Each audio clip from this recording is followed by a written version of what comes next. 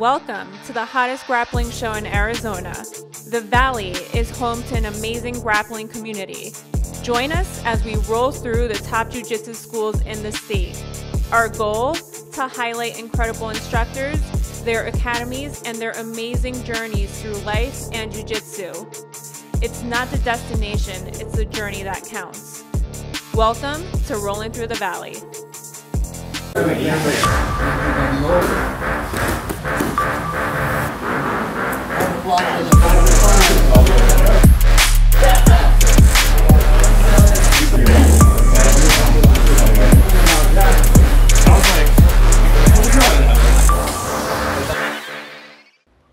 Sales here, rolling through the valley. Here we are at 10th Planet Phoenix, and with me is John Botello. Botello. So tell us a little bit about yourself. Well, I'm 49 years old. I'll be 50 in January. I started jiu-jitsu in 2001. In 2001 with House and Gracie while stationed in Hawaii. I just immediately fell in love with it. Like, I was at an MMA event with a friend of mine, Carlos Figueroa, and I saw it and I was like, this is kind of like WWE wrestling. And I thought the fighters were gonna be like characters. Yeah. You know, but they were very welcoming and very like cordial with me. And I was like, how are these guys that aggro in the cage, but then super chill afterwards? Yeah. And then when I saw it, I thought to myself, when I was a kid, I was always pretty good at like pinning kids, like WWE 1, 2, 3. Yeah. And I was like, maybe I could do this.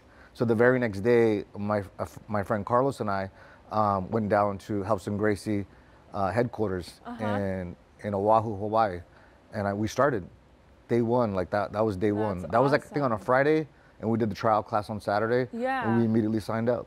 And you were currently in the Navy, you said? I was in the Navy, yeah. Yeah. I was stationed in Pearl Harbor. So where did you train in Hawaii?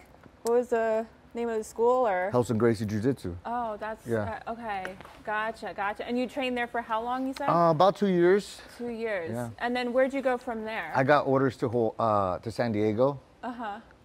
Because I was so in love with jiu-jitsu, I thought wherever I go, there has to be jiu-jitsu. Yeah. So San Diego was right there, and it was right off the coast, and I was like, I love the beach. Yeah. So I went and trained with Fabio Santos. And so I trained with Fabio Santos for about 2 years as well. I got my blue belt from him. And then I started making the drive to LA, hoping to train with Rickson. So I trained with Rickson a few times, but Fabio was in the Rickson Gracie Association. Yeah. So we got to go up there and train with him every now and then. Yeah. But then, around the time his son had passed away, Haksun, and so he was very off and on with his training. Like, he would come in, but very sporadically. So driving 2 hours one way was kind of hard for me. Yeah.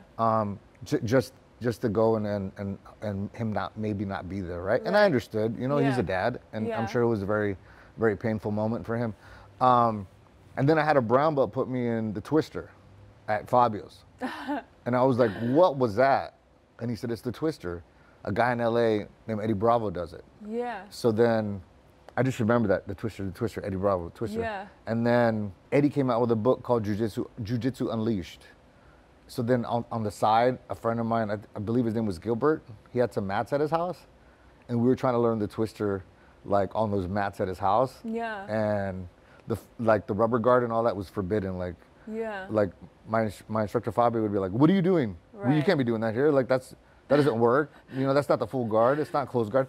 So on the side, we were kind of drilling these things, and then like a lot of people do, don't lie. But so they were drilling on we were drilling on the side, and then I made a trip up to LA to train with Eddie, and I thought, because I had trained, I had made the drive to LA, and then sometimes the instructor would be there or wouldn't, and then I thought, well, he's not going to show up. It's a Monday night. And then here he comes through the back. He comes through with his backpack, I remember. Yeah. And I was like, there he is.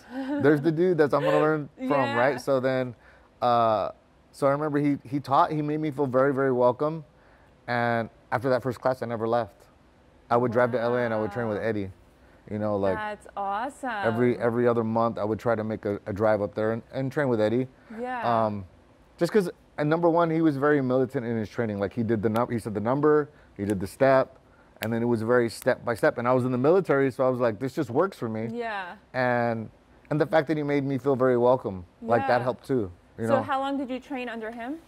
I've trained under Eddie since 2005. Nice. And then when did you decide, like, okay, like my dream is to open up a school? When did that like come into your mind? Probably it was before I even met Eddie. Yeah, really? Yeah. Okay. Because I remember it, and I look back on it and I'm like, wow, that took some guts. Yeah, of course. No, because the first night I met Eddie, I said I wanted to be an affiliate. And he didn't even know who I was. And he's like, he didn't look at me crazy. He just probably rolled his eyes like, all right. He didn't look at me crazy, but at the same time, he was like, well, affiliate. He's like, he never even thought of doing affiliates. You know, so. At that time, right. Right. So then he told the story last weekend in Las Vegas. And he said that when he thought about affiliates, he never thought about it, but that Fabio Gurgel, who's an old UFC fighter, had like 12 schools at the time. And he said, man, this guy must be like a multimillionaire, like, because he has 12 schools. So then, I don't know, fast forward maybe, well, not even fast forward. He takes it in. He entertains my question, and then I leave. And then I hit him up on the internet, like on email at the time. So I hit him up on the email, and he's like, okay, bring me out for a few seminars, and we'll see how you do. Yeah. So, sorry, I need to backtrack. So then I left the Navy, and then I drove to Arizona. So I was out of the Navy. Were you just in the Navy, or were you doing something else, or like? Well, my first enlistment when I was in Hawaii, I was a missile tech. Okay. So I worked on missiles. I worked on the launcher, stuff like that on the ship. Yeah. And then when I left that assignment, it was going to be hard to advance. So they said you can pick from these 3 or 4 options, so that we have a better chance of advancement, promotion, right? So I picked military policeman. So that's what I was doing in San Diego. So I was doing that for 3 years on shore duty. So then whenever I got off work, and if I was on the night shift or the morning shift, I would drive up to LA and I would train with Eddie. Yeah. So that was your love, that was your passion. Right. And gas wasn't like $5 a gallon at the time either. No. That is super cool. So you left all that behind to do this. Right. Okay. And I didn't even know how it was going to happen. I just wanted it to happen. So like, that just gave me goosebumps. Awesome. My wife said, you are the master of manifestation. She's like, you manifest everything. And I was like, okay. It's just because I really, really wanted it, and I believed I could do it. Yeah. And so I drove from San Diego. I was on my way to Texas, and my sister Linda, who lives in Cave Creek, she says, why don't you just stay here and get a job? And because if you go back to Texas, like the people my friends, like they're not a great crowd, you know. Like I love them to death, but they get in trouble. So she's like, either you're gonna go back to Texas and you're gonna end up in prison or dead. She's like, why don't you just stay here and get a job? So I got a job as a dispatcher at a security company. Okay. Not knowing where anything is, mind you. I just moved to Arizona. Yeah. So they're like, so I'm the dispatcher. So when security guards would be like, hey, I'm over here in Goodyear and I need to find a gas station, I didn't even know where Goodyear was on the map. So I would be like on Google Maps, like looking for stuff on the computer. And I was like, you're gonna have to call somebody else. Yeah. And he said, but you're the dispatcher, like you're supposed to know this. And I was like, I don't know where anything is, dude. I just call to make sure you guys are okay every hour, like safety checks. Yeah. Needless to say, I didn't keep that job long. But I was training out of Seton Gym. I was doing jiu-jitsu there. And the instructor there ended up leaving.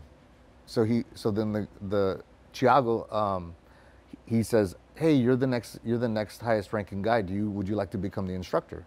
And I said, sure. So then I became the instructor there as a purple belt, because I was only a purple belt. Right. And then I get that little gig of teaching there, and then that's when I contact Eddie about, hey, can I be an affiliate? And he's like, bring me out for a few seminars, let's see how you do. So like a year or so passed, I think, and then I bring Eddie out twice, and then Eddie sees that everybody's learning the system and they know the stuff and they know the lingo and the terminology, and he's like, "You want to be an affiliate?" And I'm a purple belt. And were you the first affiliate? I think I saw it on the website. Yeah. I was the first affiliate. That is so cool. And so that's why she also says that I'm the king of manifestation, because I really, really wanted it, and I was the first. I was the first school. And we've been in business since 2007. Yeah. Or 2007. Ah, goosebumps. That is so amazing. And so you were just in the Hall of Fame. The Hall of Fame I just got inducted last weekend. Last weekend. Yeah. And so what is that about? Like, I'm not, like, is it a yearly thing? Like, it's a yearly thing, and it's the third year. Okay. I had made it in the running, like the top 5 or the top 10. Yeah. The first 3 years, or the first 2 years. And the third year, I finally cracked through. I guess the third year was the charm. Nice. Yeah. So awesome. I made it through. I'm number 9. Yeah. So it was a great honor. And it's just about like not only longevity, but the things you've done and contributed to 10th Planet. Yeah. And me being the first school, and then I've also developed champions, throughout the years. Yeah. So, and I've competed myself too. Awesome. What does jiu-jitsu mean to you, and how does it relate to life? So what jiu-jitsu means to me is freedom. Like in my idea of jiu-jitsu, I would say freedom, just because it whenever you're on the mat, you're not worried about anything else that's going on. Like you're not worried about your bills. You're not worried about the girlfriend that keeps blowing up your phone, or the traffic, or the car accident you almost got in. Like everything goes away. Takes you away. Right. And you're free to be like friends, and you interact with people of different races and different religions and different beliefs. So not only freedom, but like, it's like a unity. We're like united as a community. So I think in that way, when you come into a jiu-jitsu school and you see all these different people of different creeds and races, it helps you out in the real world, Absolutely. And then when somebody's trying to choke you or like submit you, that's like advanced problem solving, and when you're under that stress, in here. When you're out there, things could be a lot worse. That you've gotten through tough things, right? Absolutely. And then when you're out there and maybe somebody cuts you off in traffic, you're a little more willing to let it go. Yeah. Because in the grand scheme of things, we know it doesn't really matter. Yeah. Well, when was the first time you competed? The first time I competed was a month into jiu-jitsu. A month into jiu-jitsu? Yeah. Yeah, because Helsing Gracie had a competition team. Yeah. And he had a competition team patch. And it was really cool. I thought it was so cool. It was a shark, and he had a gi on like this, and the shark looked really tough. Cool. And the only way you could get that patch is if you were on the competition team. So I was like, I'm gonna get in the, So I'm gonna go. I would do that too. So I'm gonna go get on the competition team. So I got the patch. Well, I got the patch eventually, but I did a Naga. I think it was the first time Naga had gone to Hawaii, and I did that tournament. And I remember sitting there with my friend Carlos, and we were about this far apart, we were gonna sign up. And I go, "You gonna sign up?" And he's like, "Yeah, if you do it." I said, well, "You do it first, then I'll do it," because I was nervous. Yeah. And we ended up doing it. I just remember I didn't tap. I didn't get tapped. I didn't get submitted. I lost on points, but I didn't get submitted. And the person, I remember the coach, I was mounted, and he was doing like a cross collar choke, and the coach was yelling right next to my face, "He's gonna tap, he's gonna tap." And in my head I was like, now I'm not tapping, right? But I didn't go to sleep or anything. Okay, that was my next question. No, I didn't go to sleep, but I did not get submitted. I was like, I'm not gonna tap to this, just because you want me to. Okay, so then you had a good experience overall, and you liked it. Yeah, it was and then fun. You just kept doing it, or? Yeah, well, I competed sporadically, not being the biggest guy in the school. If you notice all the pictures I'm in, I'm the smallest guy in the room, So I don't think so, but yeah. Well, I mean, as far as stature goes, I'm like the smallest guy in the room. Yeah. So I've had my share of injuries. Yeah. And then so I competed sporadically when I could. I just competed like 3 weeks ago at Naga. Nice. I won the expert division in my. Look at you. Yeah. What'd so you I'm hit still him going. With? The first guy I won on points was a black belt from Arizona Combat Sports, and the second guy was a purple belt from I forget what school. Yeah. But I heel hooked him. All so right. submission and a win on points. Yeah. But win's a win. Yeah. You know? So I did that, and then let's see, November 9th, I'm doing IBJJF Kansas City. And then December, I'm doing the Nogi Worlds, I believe it is, in Las Vegas. Cool. So I'll make a little run before I turn 50. Yeah. You know, and then when I turn 50, I'll assess and see what I want to do. But right now, I feel really good. You talk about it so casually, like this is just like the lifestyle. Like competing is a must for you, it seems like. Like you have so much fun doing it, it seems like. Well, I mean, I do enjoy it just because it gives you a chance to like try and use the things that you've been working on for years, right? Yeah. I had a friend of mine a few years ago. We were in business together, and she asked me, "What are you training for?" And I said, "I'm training jiu-jitsu." She's like, "For what? Like, what are you getting ready for?" And I'm like, "I don't know, life." And she's like, "You're not actively getting ready for something?" And I said, "No, not really." And she's like, "You should." And I was like, "Yeah, you know." So that planted the seed in my head. I was like, you know, so now every time I feel like I can, I do.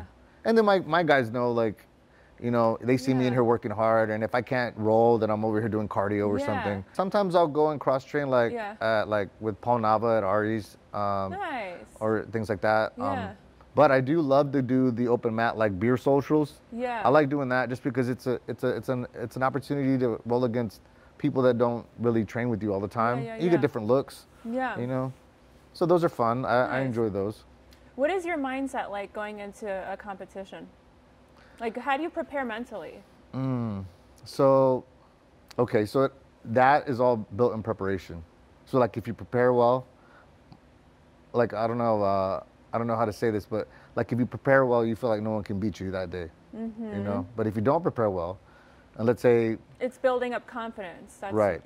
Right. I know I roll with good people, and I know that they know my game. So I know I'm good defensively. I'm sound. I can keep myself safe. But then it's just about which version of you is going to show up.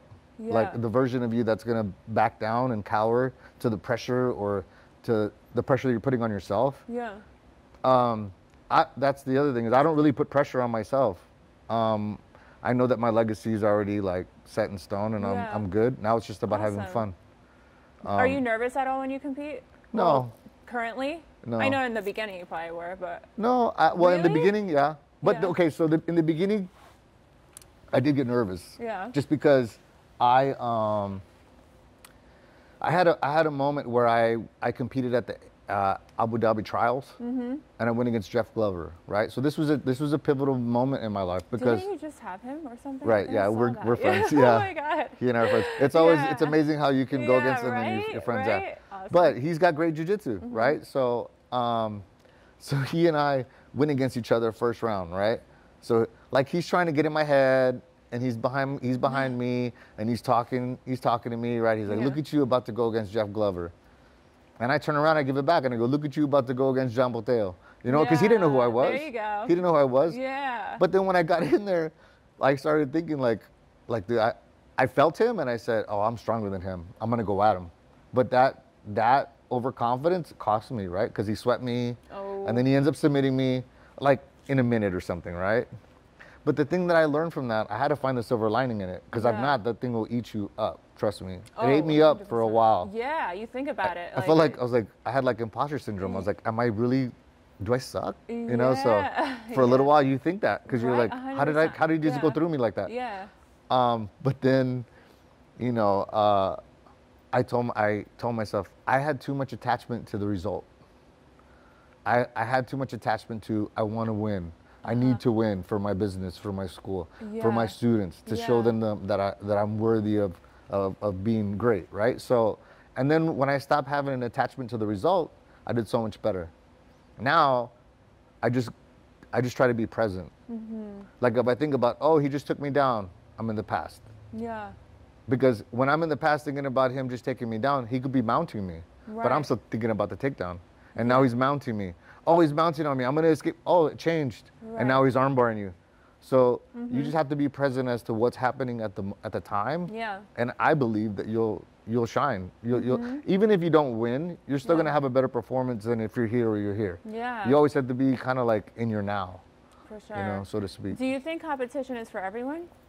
It's not. It's not. Some people, I mean, everyone should try it.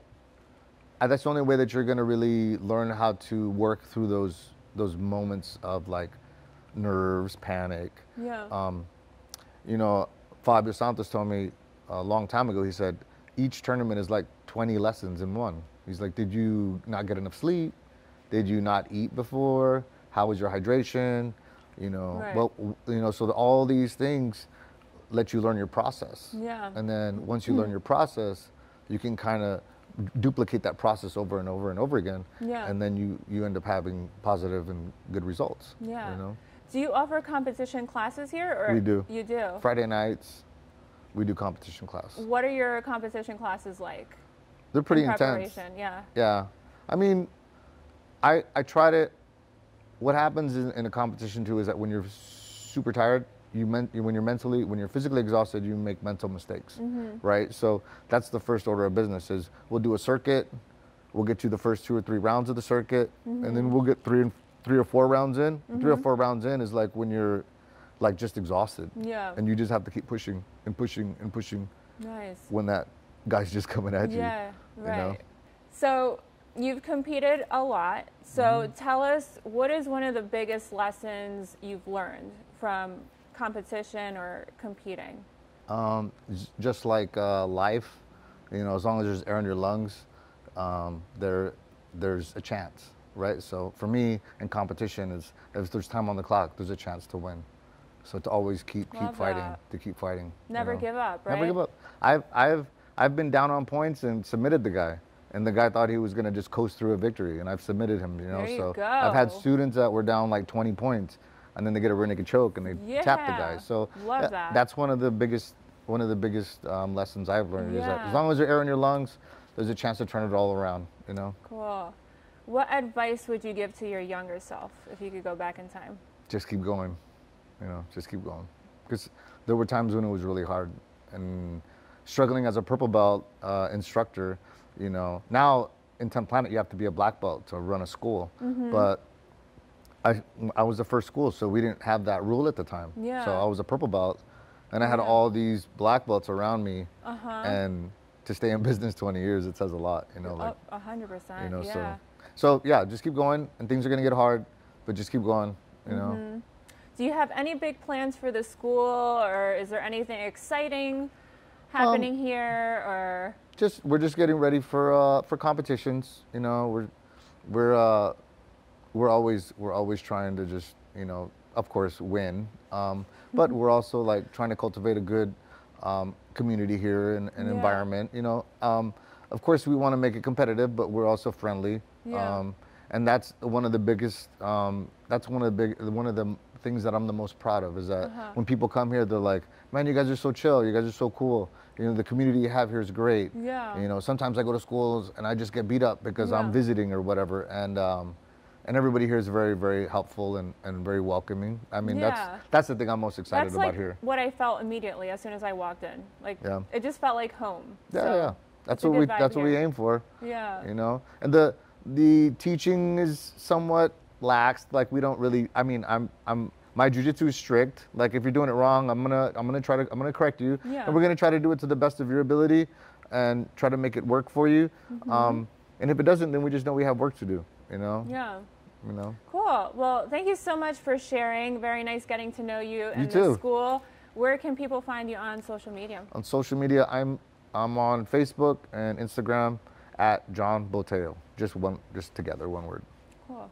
Cool. Thank you so much, And then John. the school, sorry. Oh, sorry. And then the school is at 10th Planet PHX as in Phoenix. Okay. Okay. All right. Cool. All right. Awesome. Thank you so Thank much. you.